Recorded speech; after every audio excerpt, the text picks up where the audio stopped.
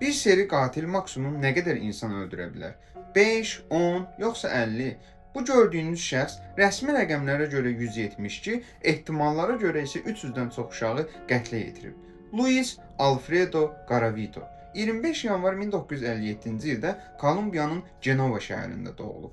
Onun qanlı hekayəsi öz uşaqlıq travmaları ilə başladı. Atasından gördüyü şiddət və məruz qaldığı istismar onu insan cildində bir şeytana çevirdi.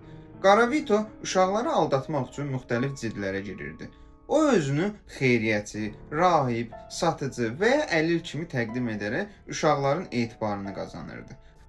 Onlara kiçik məbləğdə pul və ya hədiyyələr təklif edərək şəhərdən kənar boş ərazilərə, meşəliklərə aparırdı. Orada uşaqlara qarşı ağır cinsi zorakılıq və işgəncə tətbiq etdikdən sonra onların boğazlarını kəsərək öldürürdü. Bu videonun ikinci hissəsində Garavitonun necə tutulmasından və həbs cəzasından danışacağıq. Əgər videonun ikinci hissəsinin gəlməyini istəyirsinizsə, yorumlara part 2 yazmağı və buradan takib edərək mənə dəstək olmağı unutmayın.